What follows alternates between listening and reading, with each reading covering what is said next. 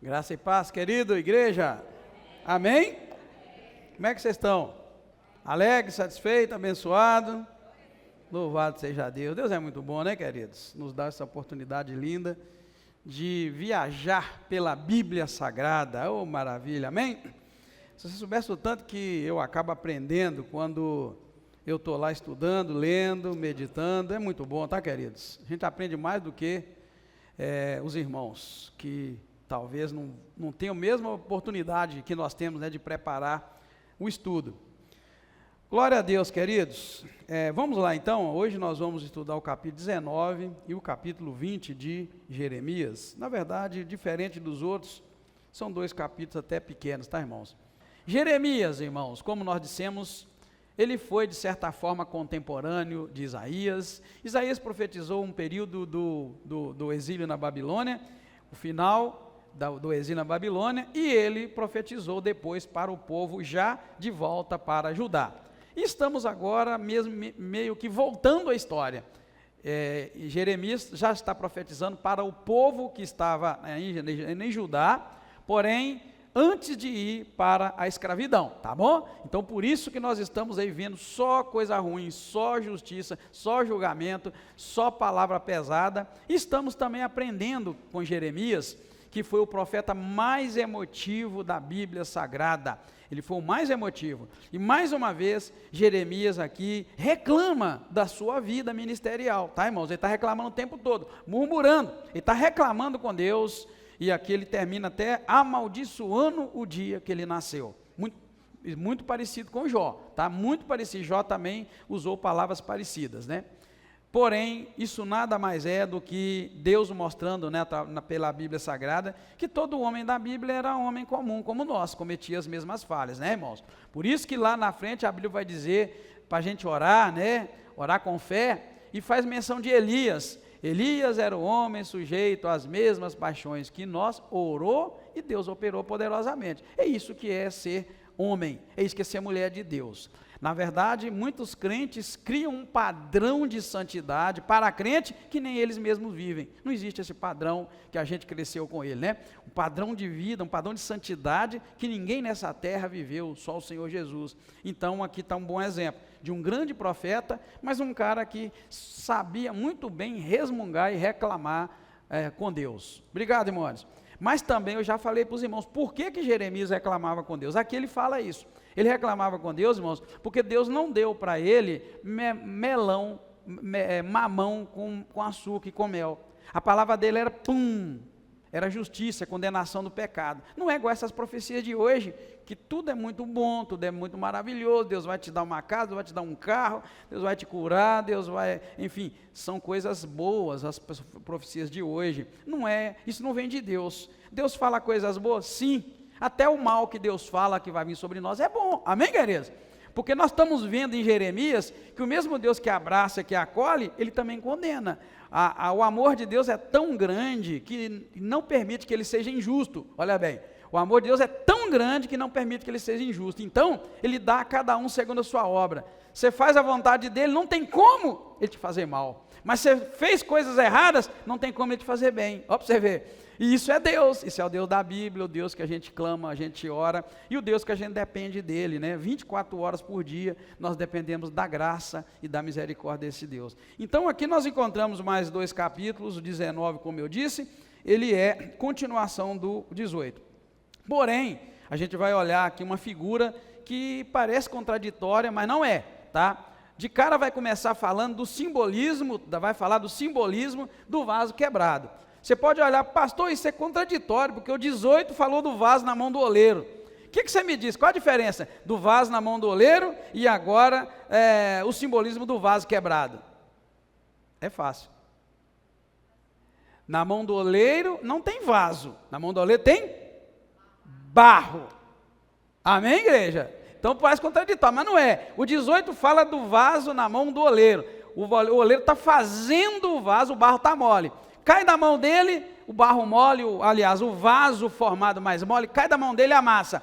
ele pode pegar o barro outra vez, refazer do jeito que ele quer. Agora aqui já é diferente, irmãos. Aqui já é uma botija, já é um vaso. Aquele vaso de barro que você comprou lá, se aquele cair já era, irmãos. O lugar aquele mais próximo que você deve colocar é no lixo, porque já era. Não se aproveita nada de um vaso de barro que já foi seco, já foi queimado e ele quebra. Essa é a diferença. Então aqui nós encontramos de cara o simbolismo do vaso quebrado. O vaso de barro quebrado simboliza, irmãos, uma coisa: o juízo irrevogável de Deus sobre Judá por causa do seu pecado. Por isso que lá era um vaso na mão do oleiro, ainda em fabricação. Olha que bacana. O vaso na mão do oleiro simboliza a graça e a misericórdia de Deus. É Deus chamando a gente para ser maleável, a nós sermos maleáveis e aceitarmos Ele nos moldar. Amém, queridos? Já o de cá é justiça. O vaso está pronto, pum, caiu, quebrou, lixo para ele. Isso, irmãos, é um juízo irrevogável. Então isso aqui é um símbolo. Os irmãos sabem que nós estamos destrinchando a Bíblia toda, de preferência capítulo por capítulo, então nós estamos indo por partes. Então do 1 ao 13, nós vamos ver esse simbolismo aí, e esse vaso já quebrado, é o juízo irrevogável de Deus. Não tem jeito, não tem jeito. Então o juízo sobre Judá e Jerusalém é irrevogável e será destrutivo, sem conserto, né, irmãos? Deus está falando, não tem jeito, vocês vão sofrer tudo que eu estou dizendo, porque serão quebrados, destruídos, né? E a destruição aqui é consequência direta dos pecados graves. Veja bem a palavra grave. Por quê? Porque a gente sabe, irmãos, que ninguém consegue viver sem pecar. Mas tem pecado grave e pecado não grave. Você sabe disso, né, irmãos? Tem pecado, por exemplo, que eu peco só contra Deus. Mas tem pecado que eu peco e você peca, que além de machucar o coração de Deus, machuca o coração das pessoas. Aí você tem uma outra questão: qual que é melhor? Cair na mão de Deus ou na mão dos homens? Né? Por quê que você acha? Exatamente, Deus tem misericórdia. Essa é a diferença, cair na mão de Deus é melhor. Apesar que a mão de Deus é infinitamente mais severa do que a mão do homem. Os homens erram no juízo, eu erro no juízo. Quantas pessoas que eu já perdoei de coração, que talvez o próprio Deus não faria se fosse nós. Eu já disse muitos exemplos, né, irmãos? Nossos filhos vão ao limite de fazer coisas erradas e nós estamos ali abraçando, beijando. Deus é diferente, irmãos. Deus, quando chega no limiar da sua misericórdia, Ele age com dureza. É o que Jeremias está profetizando aqui. O que Jeremias está mostrando, irmãos, é que não tem mais jeito para Judá. Judá vai ser punido com muita morte, muita destruição, muita fome, e eles serão levados para a Babilônia para pagar pelos seus pecados. Essa é a questão, a palavra correta que Deus está dizendo. Ou seja, fizeram tanto mal que não tem jeito mais. E infelizmente ou felizmente, Jeremias foi o profeta escolhido desde o ventre da mãe, né? Lá no capítulo 1 nós vimos ele falando do chamado dele, para ele dar uma palavra tão dura. Então ele não é um cara depressivo, ele não é um cara murmurador, porque ele é um cara fraco. É porque Deus não colocou, repito, Deus não colocou na boca dele mamão com açúcar. É palavra pesada. Ele já está farto. Na verdade, irmão, Jeremias já está farto de ser esse cara que fala que Deus vai matar, que Deus vai destruir. É isso que ele está reclamando com Deus. E ele chega a falar isso claramente, né? Ele está cansado de ir pelas ruas falando de morte e destruição. E ele está escutando agora um povo revoltado com a pregação dele. Eu fico pensando muito em nós hoje. A gente gosta de pregar. Quem gosta de pregar sabe. Quem gosta de pregar e receber o quê? Um feedback. Poxa, essa pregação falou comigo, não é assim? Mas a gente vê que Jesus não teve esse mesmo feedback. Jesus só levava pancada, os fariseus, um punhado de gente, perseguindo. Os irmãos dele contra ele. Jeremias não teve, Isaías não teve. Você pode notar, irmãos, aquela pessoa que se dispõe a ser boca de Deus, ela vai em algum momento falar palavras que Deus vai de encontro à realidade da pessoa. E às vezes machuca. Então, a boca de Deus, o profeta de Deus, mais cedo ou mais tarde, ele vai falar palavras que talvez os irmãos do banco vão remexer, vai falar, poxa vida, não vou na igreja mais não, eu estou só escutando lapada. Não é, irmãos? Porque nem sempre Deus vai concordar com a minha vida, nem com a sua.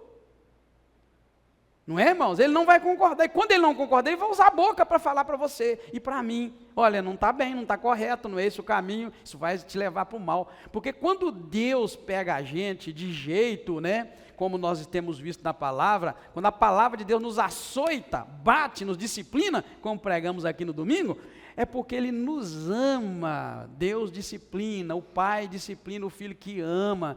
O pai que ama põe limite nos filhos, mas o pai que não ama larga solto e Deus se vira para lá, né? É assim que funciona. Então essa é a expressão exata do que nós estamos encontrando. Então lembra aí que essa destruição, o vaso do oleiro quebrado lá, né? A botija quebrada, aí simboliza o quê? O juízo irrevogável de Deus e em consequência dos pecados graves, e aqui Deus cita idolatria e injustiça social, são os pecados que Deus aqui está condenando, né? Vai chegar a falar aí do vale de Ben-Hinnom, que é associado ao sacrifício de crianças, de humanos, de queimar as crianças. Então, Deus está condenando que eles chegaram no nível de sacrificar os seus filhos, queimar as crianças. Tofete, que está escrito no versículo 6, por isso vem dia, diz o Senhor, em que este lugar não se chamará Tofete. Tofete, na linguagem original, traduzida, é lugar de chama. Por que passou a se chamar lugar de chama?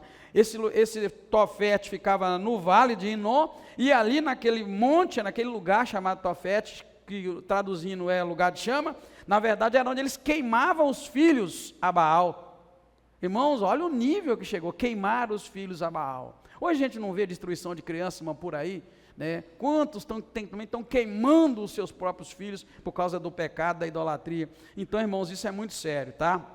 Deus está falando, olha, como vaso de barro quebrado, Deus vai quebrar, vai quebrantar o povo e a cidade, tornando eles um exemplo de horror, um exemplo de tragédia, né, irmãos? Quando eu e você escutamos de uma tragédia, o coração da gente não fica comovido, a gente fica horrorizado, dependendo do nível da tragédia. Então Deus está falando que ia fazer isso tudo com Judá, e ia fazer com Judá, irmão, por completo, não era apenas um pouco, a cidade inteira. Deus, dentro do livro de Jeremias, Deus está falando que Deus não ia deixar escapar do juízo dele ninguém, nem os reis, nem as autoridades, e muito menos os profetas e os sacerdotes, irmãos, de tamanha depravação que o povo estava vivendo, tá? Então é muito sério. O versículo 20 vai começar falando de Pazur, que é filho de Imé, o sacerdote que presidia na casa de Deus. Ele vai dar uma surra no Jeremias e prende Jeremias. Olha bem, o filho do sacerdote que deveria honrar, na verdade, o profeta que falava da parte de Deus, ele prende o cara e bate. E Deus vai usar isso como exemplo. Então a depravação estava muito grande, tá, irmãos? Um povo, quando não ouve mais a palavra de Deus, irmãos, ele está caminhando para a autodestruição. Ah, sabia? Um povo que não dá mais ouvido para obedecer a palavra de Deus, está se autodestruindo. É o que nós encontramos na Bíblia Sagrada, tá? Seguindo, aí já está para encerrar, porque agora só sobrou para nós 2 versículos, o 14 e o 15, nós vamos ver a reafirmação da mensagem no templo agora. Jeremias retorna do vale e profetiza no átrio do templo, repetindo que Deus vai trazer calamidades sobre a cidade, porque o povo foi obstinado e recusou-se a obedecer. Está vendo que coisa terrível? Ao proclamar essa mensagem no templo, Jeremias está destacando para nós o quê? Que o juízo de Deus não é apenas sobre a população geral, como eu disse para vocês. As lideranças religiosas, todo o sistema de adoração, de culto, estava corrompido. E Deus estava muito aborrecido, irmãos. Um povo que foi chamado para levar Deus às nações, foi esse o chamado, tá, irmão, de Abraão, de Isaac e de Jacó. É para eles apresentarem Deus para todas as nações. Um povo que foi chamado para isso, irmãos, agora estava com o culto deles. O culto que deveria ser a Deus agora é a Moloque, é todo tipo de Deus, a Baal. Estavam totalmente desviados. Ontem, dia 21, deixa eu ver se foi ontem que é 21, não, hoje é 23. Então, dia 21 foi um dia que o Brasil destaca para fazer uma coisa. Quem se lembra, dia 21? Foi até badalado para danar aí. É o dia de combate à discriminação religiosa. Então a Globo está mostrando muita coisa, os canais estão mostrando muito, então está uma briga muito grande, porque certas religiões não aceitam que estão perdendo espaço para a verdadeira religião de Deus, e aí tudo é discriminação, e é incrível, tá, irmãos? É incrível, a gente precisa orar muito a Deus, porque sempre foi assim, quando a igreja se levanta, quando o povo de Deus se levanta, quando a igreja levanta para testemunhar do Senhor, a igreja cresce, amém, queridos? A igreja cresce, Então, quando a igreja cresce, quer dizer que outras religiões diminuem. Quando outras religiões diminuem, aí o trem vira um problema sério. Então, a gente precisa muito da graça de Deus, orar muito, tá? E um sistema de religioso corrompido, onde o povo de Deus não entende que nós temos que adorar só a Deus, ele acaba criando um problema muito sério com Deus. Quando ele não entende que nós devemos adorar só a Deus e a mais ninguém, a gente tem um problema muito sério. E o que nós estamos vendo aqui é Jeremias, então, profetizando e dizendo que Deus vai destruir todos, inclusive as lideranças religiosas que estavam corrompidas. Isto aqui simbolizando o quê? A totalidade do julgamento de Deus. O julgamento de Deus não era só para A nem B, não era só para uma família, nem só para um grupo, era para toda a nação de Judá, e Deus estava pegando muito sério com relação a isso. O que você diria hoje da igreja evangélica no Brasil? A gente está unido num só propósito? Não, irmão, está um racha feio. Tem um racha feio. Então eu quero que você pense um pouco em Judá, nesse tempo que Deus não agradou das lideranças religiosas. Você tem visto muito, ou pouco, ou quase nada, o evangelho sendo proclamado. A gente tem visto briga de pastor com pastor, briga de líder com líder, gente brigando para defender a placa da igreja. Eu já cansei de falar para os irmãos, a placa ali fora pouco importa para mim. Se os irmãos chegarem e falar, reunir e falar, pastor, vamos mudar aquele nome? Poxa vida, vamos pensar no nome, vamos orar a Deus, vamos colocar o nome, que nome não importa, a placa pouco importa, o símbolo bonito da CBN pouco importa. Tem gente brigando por uma placa, brigando por um nome, você sabe o que eu estou falando, né, gente? A disputa judicial para não usar o nome tal, meu Deus. Mas vocês têm notado como as igrejas estão brigando para nome, brigando por poder? É o que eu falei para vocês, ninguém briga para plantar uma igreja lá na África, onde as pessoas estão passando fome, ninguém briga para plantar uma igreja lá no Vale de Jequitinhonha, onde nós fomos, um lugar de muita necessidade, ninguém briga. Por que eles estão brigando? Você sabe, nem precisa eu falar, né? Também estaria pecando se eu falasse. É o que Judá estava vivendo. Mas o que eu quero trazer para vocês é que Jeremias está dizendo que Deus ia tratar com os líderes religiosos de Judá que estavam assim, desviados, irmão, do propósito de Deus. Então você precisa muito orar, irmãos, pelos líderes religiosos da nossa época também. Senhor, tenha misericórdia dos nossos líderes, Senhor. Estão brigando entre si, não pelas almas. Já imaginou que fosse uma briga legal para ver quem ganharia mais almas para Jesus?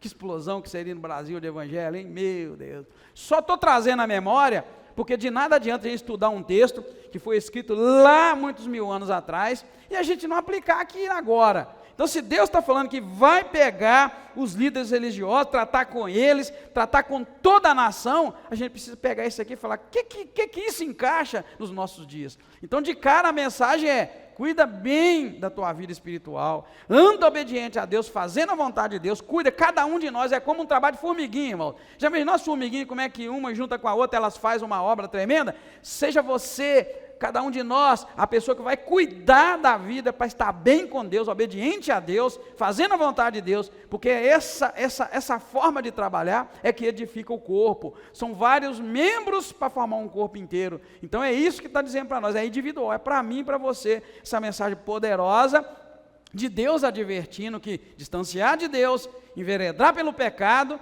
Deus permite, Deus nos deixa fazer, mas o juízo é inevitável, vai chegar. É como que a gente diz assim, a conta demora, mas chega, né? Assim, vai chegar, pode esperar que vai chegar. E essa conta aqui, é claro, Deus vai para me dar a minha conta e vai dar a sua. O que eu faço a vida inteira? Eu estou tentando que a minha conta, quando vier, ela seja bem pequena.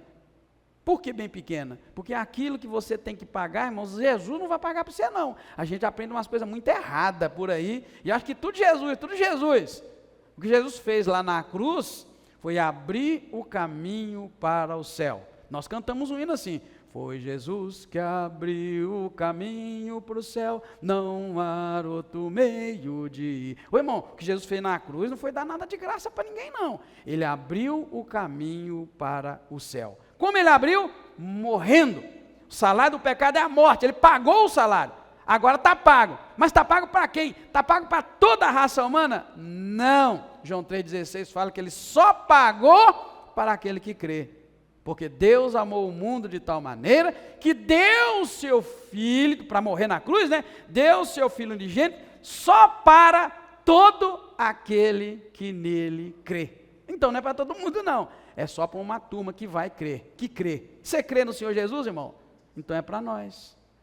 Mas quem não crê, a própria Bíblia fala, né? Que aquele que crê será salvo, quem não crê será condenado. Então a gente precisa consertar alguns entendimentos que a gente tem. Então é para mim e para você esse chamado para viver uma vida santa, uma vida reta, uma vida de obediência, porque a conta vai chegar um dia, e tudo que eu quero é que no dia que a conta chegar, eu possa alcançar a graça e a vida eterna, é a misericórdia do meu Deus. Amém, queridos?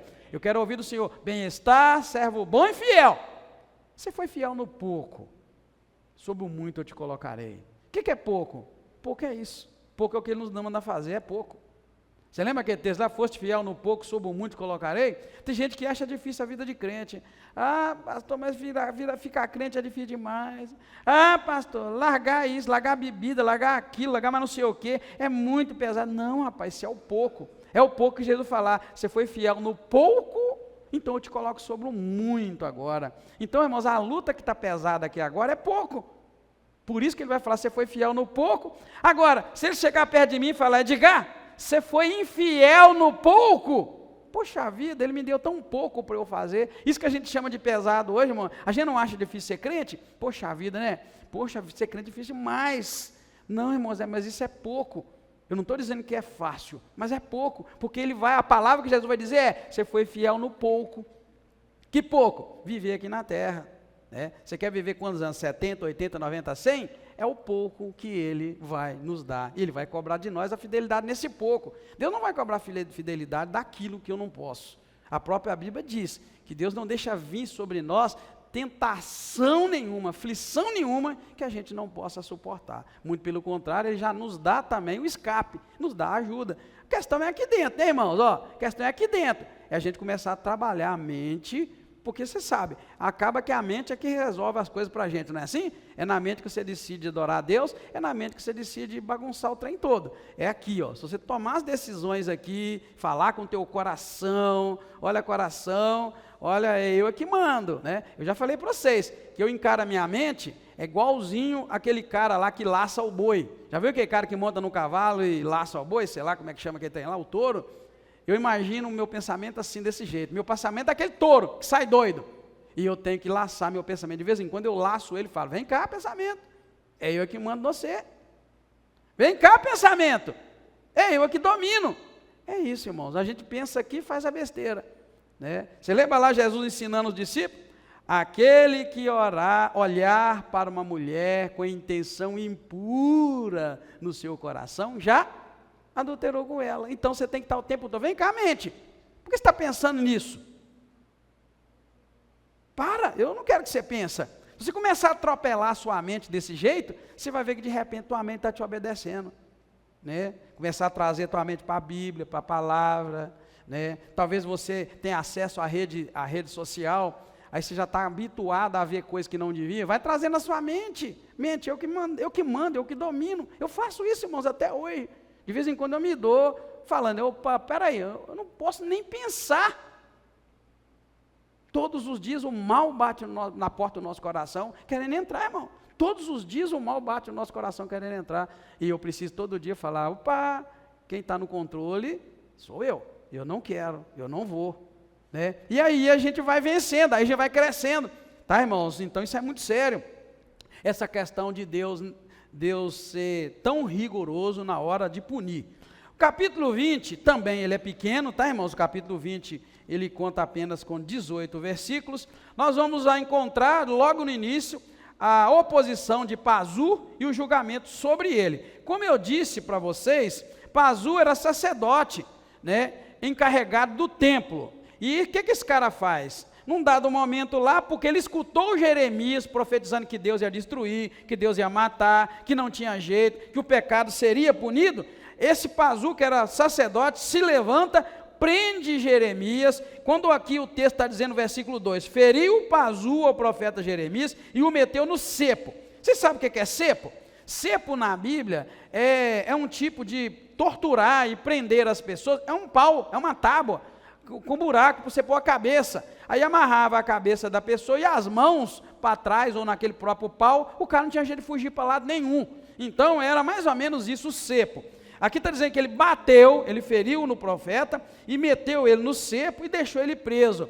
Porém, quando ele soltou Jeremias, Deus deu uma palavra dura para ele, dizendo para ele que ele seria, o nome dele não seria mais Pazu, mas seria mudar para terror para todos os lados. Por que terror? Porque ele ia viver e ver uma maldade tão grande, ele ia ver os amigos dele, família, todo mundo ser morto, despedaçado, e ele seria levado cativo junto com a sua família. Então isso é muito importante a gente temer a Deus, irmãos, temer a Deus. Quando um homem de Deus, uma mulher de Deus abre a boca para falar da parte de Deus, quando a Bíblia, quando Deus falar conosco, a gente precisa aprender a temer a palavra de Deus, tá bom? Esse homem bateu no profeta e ele, além de tudo, o colocou preso. Isso tem um problema sério para ele. Então essa reação representa o quê? Oposição às mensagens proféticas e à palavra de Deus.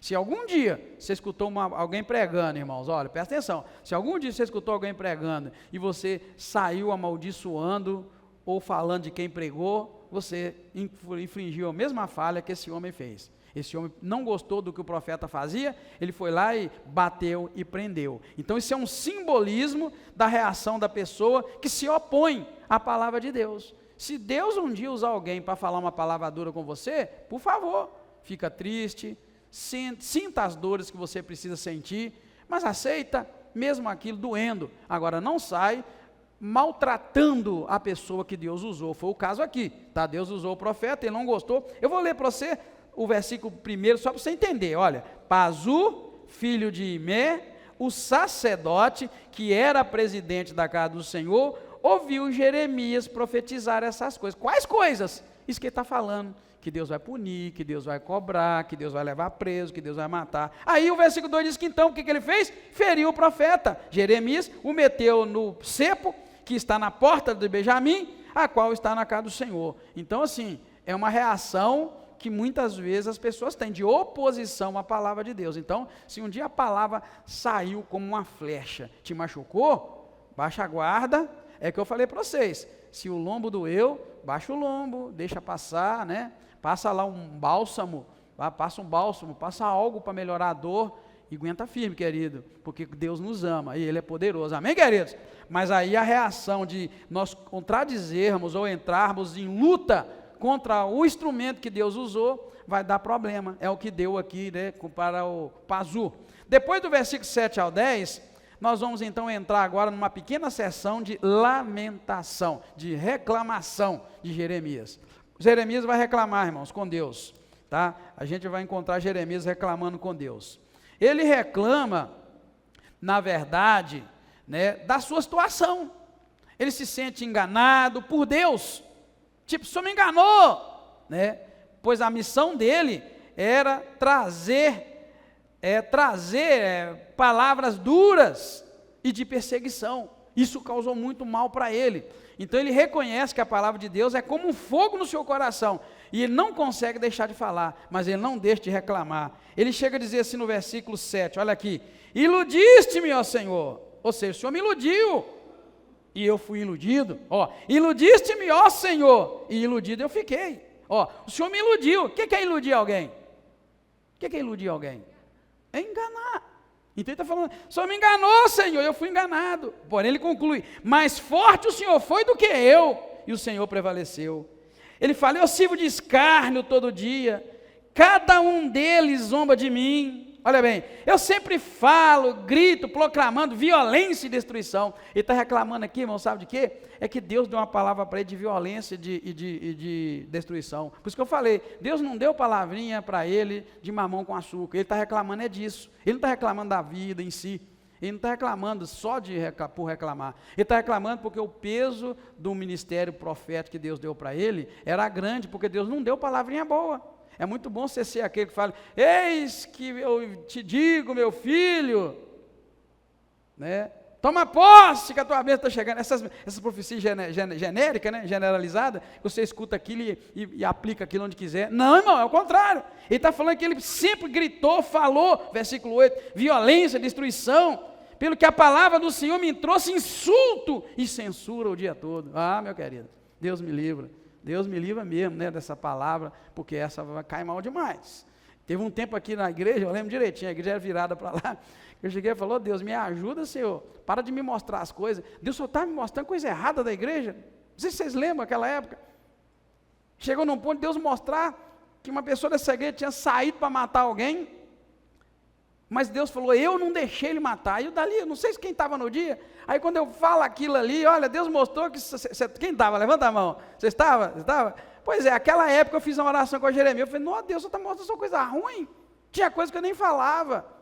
E sinceramente, eu errei contra Deus, porque eu parei de falar, é só coisa ruim, e eu não queria. Aí eu falando dali, ó, pregando um domingo, a igreja lotada, os irmãos que estavam se lembram. Eu falei, ó, Deus me mostrou que tem uma pessoa que saiu armado para matar alguém, mas você não matou, foi porque ele não deixou. Tá bem, né? E eu pensei que era um visitante da igreja.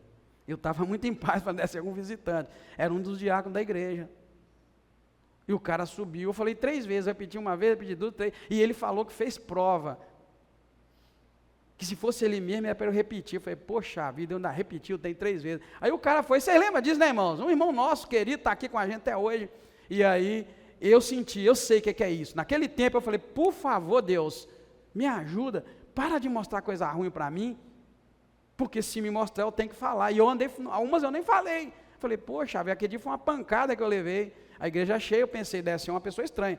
Alguém que saiu com revólver para matar o outro, eu falei, é pessoa estranha. Aí o cara vai e me fala que é ele, o meu coração doeu, e pronto. Aí vocês imaginam. Então eu sei exatamente, irmãos, o sentimento. Não exatamente como Jeremias, mas eu sei o que é Deus te mostrar coisa ruim. É muito bom quando ele mostra coisa boa. Ai, como era bom quando mostrou que vai engravidar, a mulher que não podia engravidar. Poxa vida, isso aí é a melhor palavra do dia, né? A cura, a libertação. Então Jeremias aqui, guarda isso, tá, irmãos? Ele não é um profeta murmurador, reclamador, porque ele é fraco, ou porque ele está simplesmente deprimido. Mas ele está deprimido sim, tá? Ele chega ao ponto, como nós vimos aqui no versículo 7, de dizer que Deus o enganou. Enganou por quê? Porque ele está proferindo palavras de destruição e só destruição, não vem nada além disso. Então ele está reclamando com Deus, né? Então essa passagem revela o quê, irmãos? O conflito interno de Jeremias. E eu disse para você que todo humano normal tem seus conflitos internos, entre uma coisa e outra, entre uma expectativa e a realidade. Talvez você pôs uma expectativa no namoro, no noivado, no casamento, você pôs uma expectativa no trabalho, você pôs expectativa em alguém, você pôs expectativa na igreja, no pastor, na pastora, você pôs uma expectativa na vida, mas a realidade está longe de ser aquilo. Então isso gera em nós conflitos internos. Eu sempre falei para vocês que a diferença entre o real e o ideal, ela não pode ser muito grande. Você lembra? O real é o que você é, o ideal é o que você deseja. Tem que ser mais ou menos equilibrado. Se for tudo igual, você está paralisado. Se você é o tipo da pessoa que o seu real é igual ao seu ideal, o seu ideal não está nada além, você está paralisado. Então, nosso ideal tem que ser sempre maior. A gente tem que desejar coisas boas, espirituais, prosperar, bens, a gente tem que desejar. Então, tem que estar assim.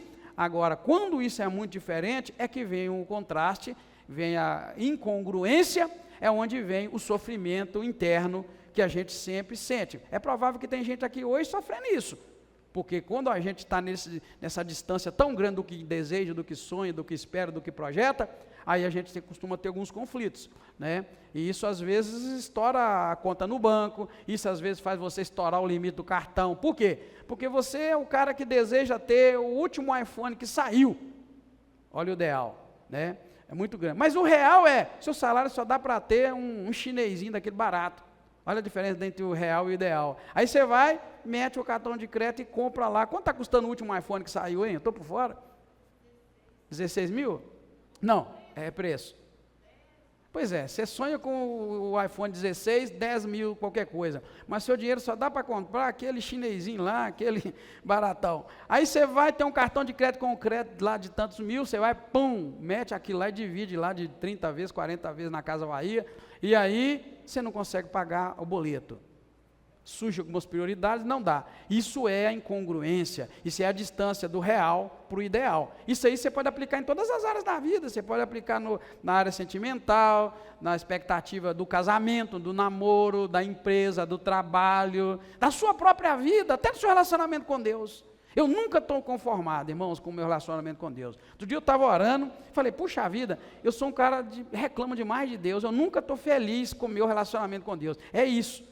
Se eu estivesse feliz, eu ia estagnar, falar, tá bom, eu nunca estou feliz, eu sempre estou querendo mais de Deus, conhecer mais a Deus, experimentar mais de Deus, eu sempre quero. Então o meu ideal está sempre para lá um pouco, tá? Está sempre para lá. Então a gente precisa disso, tá? E Jeremias era um cara então que estava revelando o seu conflito interno. Por quê? Ele sofria profundamente por causa da missão que Deus deu, mas ele também está, de certa forma, irresistivelmente compelido a não calar a boca. Sabe o que é o cara que reclama porque tem que falar, mas ele fala também que não adianta, eu não consigo me calar diante do que eu tenho que fazer. É por isso que ele fala assim, ó, verso 8, sempre que falo, grito, proclamando violência e destruição, pelo que a palavra do Senhor me trouxe insulto e censura. Todo mundo me censura, me insulta, porque a palavra minha é dura de destruição. Aí o 9 ele fala assim, se eu porém disser,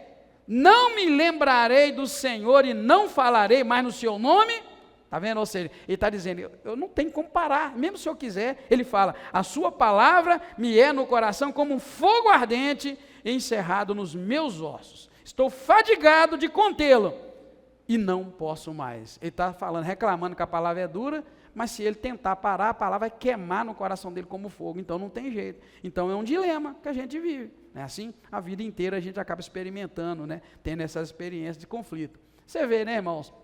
Se você já um dia viveu conflito emocional, mental, e você ficou pensando assim, poxa vida, um homem de Deus, uma mulher de Deus não pode ter essas coisas, acabamos de ver o cara falando que, reclamando porque tem que falar duro, mas depois ele fala, se eu disser, eu não vou escutar mais Deus, não vou falar, a palavra de Deus vai queimar dentro do coração dele, e ele não vai aguentar e vai ter que falar.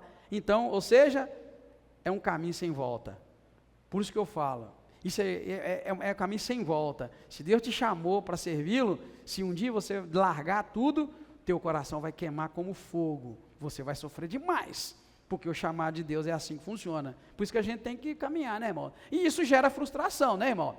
Jeremias está num conflito interno, mas ele sabe que ele não tem como conter a palavra e a mensagem que Deus deu para ele. É como um fogo queimando dentro dele, ele tem que falar, né? E é incrível, porque a gente tem a opção de não falar também, né? De não ser boca, né? De Deus e sofrer. Aí vem a frustração, porque você foi chamado, é um profeta, ungido, mas escolheu não falar, né? Você escolheu não falar, e vem a frustração. Tem muita gente frustrada, tá, irmão, nos dias de hoje, né? Acaba frustrado porque não está dentro do chamado de Deus. Se Deus te chamou para uma determinada área, enquanto você não entrar na vontade de Deus, você vai viver frustrado, na expectativa. Você vai ver erro de todo mundo. Quando Deus chama a pessoa para ser professor e ele não é, ele fica no banco aí só reclamando, porque ele chamou, Deus chamou, ele vê o que o cara está falando direito, bom, ruim, né? Mesma coisa para a música, Deus te chamou para o louvor, para a música, você vai só ver o louvor errado, todo mundo está errado, porque Deus te chamou, você não está no lugar, vem para cá, né? Vem para cá fazer o teu papel, tá vendo? Então Deus te chamou para uma obra,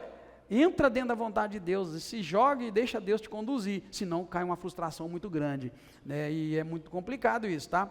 Depois Jeremias muda o tom e vai demonstrar sua confiança na justiça de Deus. Depois de reclamar, aí do 11 ao 13, ele muda o tom e vai, o Senhor porém está comigo como um poderoso guerreiro, mas vai durar pouco, tá, irmão? Ele vai falar 11, 12 e 13, elogiando Deus e exaltando Deus, mas depois ele vai descer o pau e reclamar mais uma vez que estava pesado o cargo que Deus deu para ele. Então ele afirma sua confiança em Deus como um guerreiro poderoso que vai derrotar os seus inimigos. O que Jeremias então está fazendo? Alternando entre angústia e fé.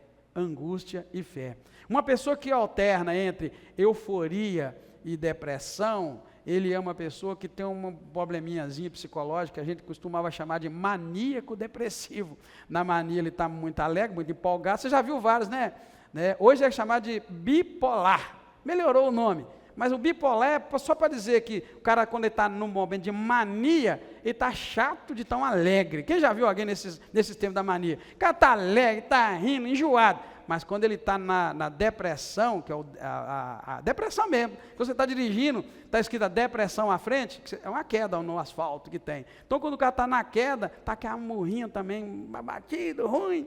Então, ele está alternando assim. No momento que ele estava reclamando de Deus, agora ele já está aqui dizendo, Deus é o Todo-Poderoso, é meu guerreiro, vai me dar a vitória. Mas vai durar pouco. Então, é quando Jeremias alterna entre angústia, entre fé, né, entre um cara muito estruturado, depois reclamando de tudo, está demonstrando o quê? A sua confiança inabalável em Deus, irmãos, porque Deus não nos promete que a gente vai sempre estar lá em cima. De vez em quando vai ter umas quedinhas na estrada, meu querido, tá bom? Faz parte da vida, não é assim? Mas tem umas quedas na estrada. Um dia eu vi um cara filosofando com aquele aparelho lá que mede o negócio cardíaco nosso. Como é que chama aquele aparelho, hein? Monitor, né? É monitor do eletrocardiograma, né? É monitor. Ele comparou aquele monitor, né? Às vezes a gente quer viver numa estrada reta, onde eu estou sempre bom, forte, alegre, está tudo certinho, aquela reta, aquela linha reta. E o cara comparou, é impossível você viver com aquele monitor na linha reta. E altos, porque se não tiver altos e baixos, você morreu. Quando morre, zero, né? É isso que o cara filosofou. O seu coração, lá no monitor do eletrocardiograma, ele tem que estar alto e baixo, alto e baixo, alto e baixo. Na hora que ele... Então, o cara filosofou de uma coisa muito bonita. Hoje os crentes pensam que pode viver aquele equilíbrio e está se esforçando. Às vezes o cara está abatido, mas ele está morrendo por dentro, ou a mulher, né? Eu estou falando do cara, mas a mulher também. Ele vai lá e posta na rede social aquela cara de todo tamanho. Oh, pelo amor de Deus. Eu tenho vontade de escrever um livro, Pelo Meu Direito de Sofrer. O título do livro é esse. Eu tenho um punhado de título de livro, eu só preciso sentar e escrever. Eu tenho tanto assim lá no computador de título de livro, um punhado. E um deles que eu tenho desejo de escrever, Pelo Meu Direito de Sofrer. Por quê? Porque a sociedade hoje, irmãos, criou um padrão em que eu não posso sofrer. Ninguém, você também não pode. Você está lá embaixo. E você não pode. Você tem que estar bem.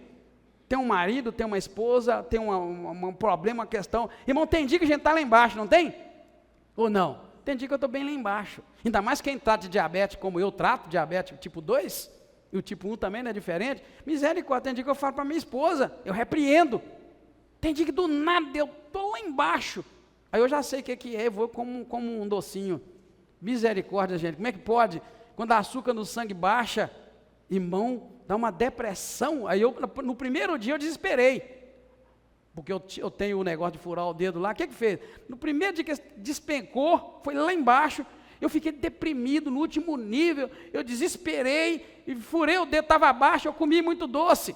Aí de repente, quando eu fui lá, estava lá no alto. Hoje eu já controlo. Hoje quando eu começo a sentir, eu sei, eu já falo para ela, vou passar mal. Tem vezes que na rua, eu tenho que pedir alguma coisa, porque passa mal, baixa. E mal para mim é 70 e poucos. Né? Tem muita gente que aguenta isso normal. Não, para mim 75 ela baixa. Irmãos, o sinal que eu sinto é uma depressão tremenda. Aí eu vou lá e furo o dedo para confirmar, está baixa, aí eu já não como doce. Agora eu como uma massa, algo mais que vai prolongar um pouco mais no meu organismo. O que eu quero dizer para você? Eu quero dizer, irmão, vamos parar com essa ideia de que eu não posso e você não pode ter momentos de tristeza. Viva a tua tristeza na presença do Senhor. Amém? Né? O salmista, estou fraco, muito quebrantado. Tenho rugido, pois o meu coração está triste. O salmista escreveu tantas vezes. Assim como a corça suspira pelas águas, a minha alma suspira por Deus. O que ele está dizendo, irmãos? Eu estou deprimido, eu estou ruim. E o que ele faz? A minha alma está com sede de Deus. Está entendendo o momento? Quando ele pecou, ele falou que os ossos dele secaram. Então, gente, hein? Não é, irmãos, é um deprimido. Ou seja, vamos ser sinceros, seja lá por causa do teu pecado ou do nosso, ou seja lá por causa de um problema que a gente está vivendo, uma dificuldade. Irmão, quando você estiver assim, viva o teu tempo, repreende, pede ajuda a Deus, mas não esconda também que você não está bem. Isso é muito importante. Por isso que o Jeremias está sempre oscilando aqui entre a angústia e a fé, tá? Por quê? É um exemplo de realidade humana, da verdade humana. Não tem nada errado de que você estiver sofrendo com alguma situação na tua vida, uma dificuldade, liga para um irmão, liga para uma irmã, fala, irmã ou irmão, me ajuda em oração, eu não estou bem nesse momento, eu preciso de socorro, preciso de ajuda. Irmãos, uma oração é tremenda, como Deus usa uma oração, e às vezes a gente sofre. Por que tem tantos crentes na igreja, passando por um momento de depressão, de dificuldade, e muitos até tentam contra a própria vida? Porque não entendem que a nossa vida normal é lá em cima, lá embaixo, lá em cima, lá embaixo, porque às vezes até o cansaço, ao excesso de trabalho, faz a gente ficar para baixo. Você dorme um sono e melhora. Você sabia? Agora, quantos de nós tem dormido 8 horas por noite? 7, 8. O organismo vai responder. Você está dormindo, né? Só 8, 9, 10. Estou brincando. Entendeu? Entendeu, irmãos? A maioria de nós não dorme 8 horas. Dorme muito menos. O seu corpo vai precisando, irmãos. Seus hormônios, né? Seus neurotransmissores estão desgastando para ficar ligado além do tempo. Deus nos fez para funcionar durante o dia e de noite, parar, ficar no limite, no básico. É só funcionar coração. Ó, a noite foi feita para funcionar coração, pulmão, tudo no mínimo. Se você colocou um monitor, a menina da saúde sabe disso. Na hora que você dorme, tudo fica no mínimo, só para você não morrer. E tem uns que ainda morrem dormindo, né? Tem uns que ainda morrem dormindo. É só para não morrer, é no mínimo, é aquela marcha mais lenta. Tudo lentinho. Um dia eu fiz o meu monitoramento de pressão, né? Vai lá embaixo. O médico me explicou, rapaz, você está bem demais, de noite chegou a tanto. Eu falei, puxa vida, doutor, eu estava morrendo. Aí o cardiologista me explicou, não, rapaz, é a hora do seu organismo funcionar no mínimo. É o repouso, esse é o repouso necessário. Agora, se você tem dormido 3, 4 horinhas, meu Deus, é normal o teu organismo responder, às vezes com falta de hormônio, neurotransmissor, aí você vai ficar lá abatido, triste, o sono não resolve, né? Vai dormir, vai. Eu costumo dizer assim, que na verdade as pessoas que falam assim, eu vou tirar férias, eu vou descansar. Irmão, sabe o que o ser humano só descansa? Dormindo. É dormindo que descansa. Você foi, passeou, brincou e dormiu menos que normal, você não descansou nada. Quando você está com um problema psiquiátrico, é quase que impossível o psiquiatra não te passar um remédio para dormir. Porque ele sabe que se você dormir, tudo se resolve. Você sabe? Por isso que ele te manda. Tem uns que ele manda e fala, nós vamos tomar esse remedinho aqui, mas não é para sempre não. É só para te ajudar. Por quê? Sono. Você dorme e tudo resolve. Bem, o assunto aqui não é sono, né, irmãos? Mas a gente entrou no assunto que era Jeremias alternar entre angústia e fé, deixando para nós um exemplo claro, que nós também temos esses momentos na nossa vida, tá? Encerrando, né, o livro vai terminar aí, outra vez, aí Jeremias agora já está reclamando da vida. Lembra que do 7 ao 11, ele reclamou da vida. Do 7 ao 10, do 11 ao 13, ele exaltou Deus. Do 14 ao 18, ele vai, irmãos, amaldiçoar o dia que ele nasceu. Ele vai reclamar sem dó. Ele amaldiçoou de que nasceu, lamentando o sofrimento, a rejeição que ele estava enfrentando, e ele expressa o desejo de nunca ter nascido, exatamente como Jó também reclamou, né? Dada a intensidade da dor que ele estava sofrendo, é claro, né? Essas palavras de Jeremias, irmãos, revelam o quê? A profundidade da agonia que ele vivia. Mas eu quero lembrar uma coisa, irmãos, repito, Jeremias não estava reclamando da vida dele, e nem reclamando da mãe dele, nem do pai dele. Ele estava reclamando com Deus, que Deus deu uma mensagem dura, amarga e pesada, que o povo não gostava de ouvir, o povo estava se levantando contra ele. Ele estava reclamando tão unicamente disso. Tá, irmãos? Ele não era um cara que vivia reclamando de família, de filho, de irmão, de necessidade. Ele estava reclamando disso. Então, a experiência dele estava marcada por quê? Por solidão, por desprezo, por perseguição. O que eu notei na igreja naquela época, que Deus só estava me dando palavra dura? Eu notei que tinha certas pessoas que já não estavam vindo mais na igreja, não. Falei, puxa vida, porque os caras tinham até medo, Ué, eu vou para a igreja, o pastor vai falar lá coisa errada. Então é isso aí, Jeremias estava assim, sentindo o quê? Desprezo, solidão, perseguição. Tudo isso ele estava sentindo, né? E ele estava sentindo o peso da responsabilidade do chamado profético, né? Contudo, nessas lamentações, irmãos, isso aí não estava anulando em nada a fé de Jeremias, a fé em Deus que ele tinha, né? Porque ele estava mostrando apenas um lado humano que todos nós temos, que é o de sentir o peso até mesmo das nossas responsabilidades. Quem exerce no trabalho liderança, sabe, será que é fácil liderar pessoas, irmãos? Né? O irmão que sempre liderou, né? o irmão Francisco sempre liderou, todos aqueles que lideram, será que é fácil liderar, irmãos? Liderar não é para qualquer um não, porque o líder, com certeza, ele não vai agradar a todos, talvez ele não vai agradar a ninguém. Sim, você trabalha numa empresa, você tem uma empresa, empresa só precisa de dinheiro. Então, se você tem uma empresa, não vai lá porque Deus me deu um projeto para abençoar os outros. Não, Deus te deu um projeto para ganhar dinheiro. E com esse dinheiro, você vai admitir e fichar pessoas. Quanto mais você fichar, mais você está abençoando. Mas se não entrar dinheiro, como é que você vai fichar as pessoas? Então, irmãos, empresas, é dinheiro. Então, o cara está ali para fazer dinheiro. E ele distribui o dinheiro pagando só as pessoas. Agora, nem todos têm esse entendimento. É igual que a pessoa que limpa uma casa, trabalha de faxineiro numa empresa, em algum lugar, e reclama da sujeira. O que vai acontecer se não tiver sujeira? Não vai ter serviço se não tiver serviço. Não é? Então você vai, às vezes, numa loja, o irmão que trabalhou na loja, trabalha ainda? Está trabalhando, né? Às vezes os caras reclamam, né? Do vendedor reclama, não, mas está dando trabalho. Eu tenho pena de quem trabalha em loja de sapato. Sabe por quê? Eu tenho uma dó desse povo de sapato, sabe? Eu já vou sabendo o que eu quero, olha na internet, fala, me dá aquele ali, ó. Por que eu fico com dó? Tem gente que vai, desce 30, 40 pares, eles desce com alegria no coração, e depois às vezes leva um, às vezes não leva nada. Ô gente, a profissão que deveria ganhar muito, viu, Francisco? Vendedor de sapato, em sapataria, em loja, deveria ganhar muito dinheiro, porque os caras têm que ter muita paciência. Você vê, desce lá 10, 15, isso quando o cara não é enjoado, né? Desce lá aquele tanto, mede, põe no pé, vamos arriscar tal número, às vezes chega no final e fala, tá, desculpa, quando fala desculpa, né? Não vou poder levar, desculpa. Tem uns que falam, simplesmente sai. Às vezes olha ali, para olhar a marca, o tamanho, vai na internet e compra aquilo, mais barato ainda. Você sabe disso. Então, você vê, irmão, não é fácil, né? Não é fácil certos trabalhos. E o trabalho de liderança, irmãos, ele não é tão mecânico, mas ele é mais de responsabilidade.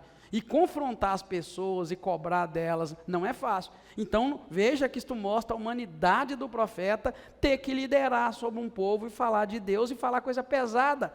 Então, a gente tem que entender isso. Então, nesses últimos versículos, ele amaldiçoou de que ele nasceu, ele amaldiçoa até o cara que anunciou para o pai dele que tinha nascido um homem. Ele fala aqui que esse cara deveria ser igual as cidades que Deus destruiu, nosso Deus do céu. O cara estava bravo com Deus, ainda bem que Deus não ouve a gente em tudo. Você sabia que Deus não ouve a gente em tudo, irmãos?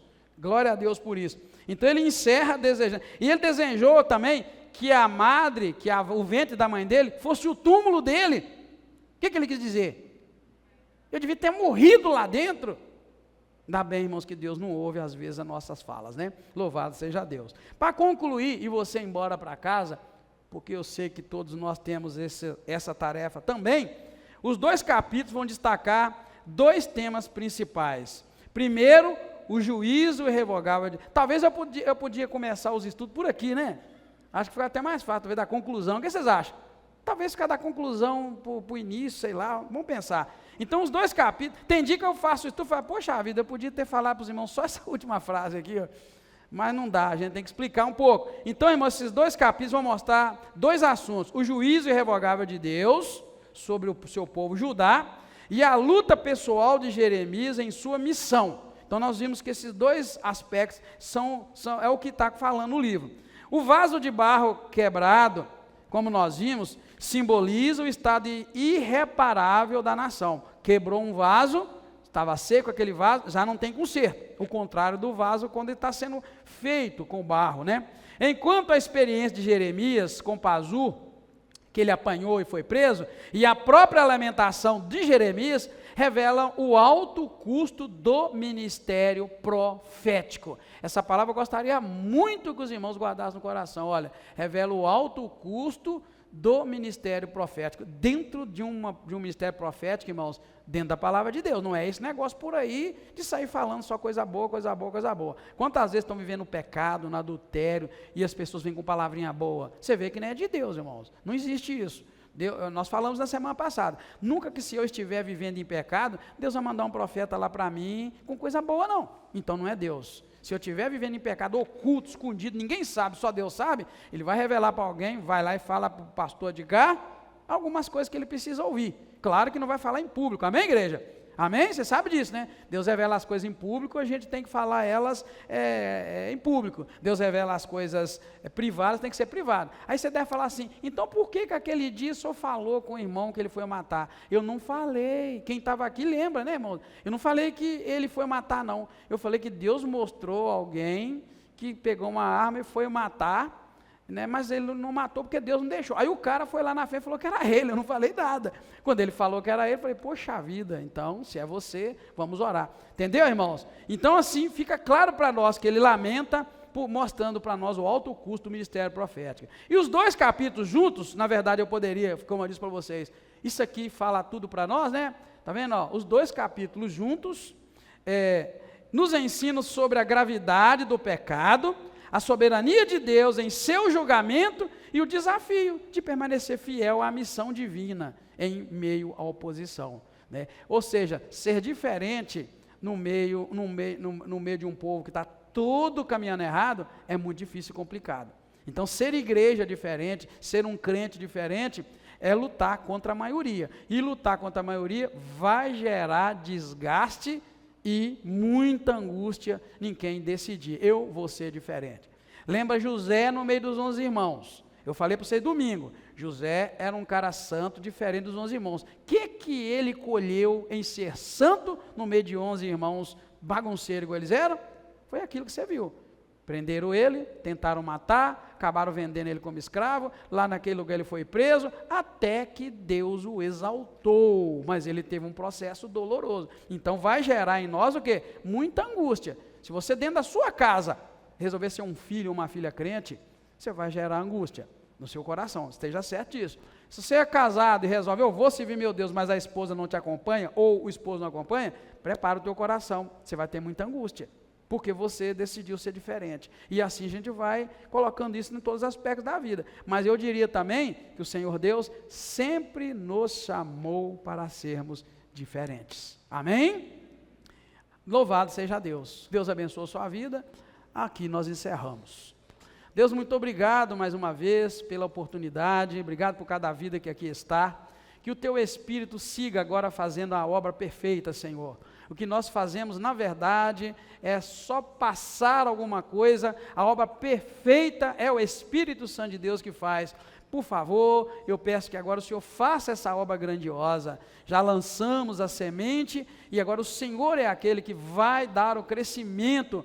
Por isso eu peço a ajuda do teu Espírito Santo. Obrigado, meu Deus, que nós tenhamos recebido o ensinamento do Senhor com o coração alegre, satisfeito, sabendo que o Senhor está nos conduzindo por um caminho excelente, um caminho maravilhoso, um caminho de vida eterna. E que nós possamos ser luz durante o restante dessa semana, onde nós estivermos, onde colocamos a planta dos nossos pés, que ali esteja a luz de Cristo brilhando para a glória do teu nome. Obrigado, conforta, consola os corações.